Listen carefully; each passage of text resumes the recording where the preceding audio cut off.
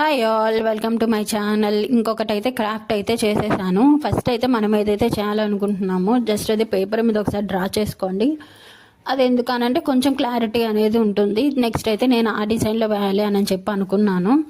అందుకోసం అని చెప్పి ఫస్ట్ అయితే ఇలా లీఫ్ పెటల్స్ అవి చేసుకున్నాను. అవి అయితే ఫస్ట్ అవి అక్కడ గ్లూ పెట్టేసి అంటించేసుకున్నాను. నెక్స్ట్ అయితే ఆ గ్రీన్ కలర్వి ఉన్నాయి కదా, అవి లీవ్స్ లాగా అని అనుకొని పెట్టాను. బట్ పెట్టడం అంత పర్ఫెక్ట్గా అనిపించలేదు నాకు.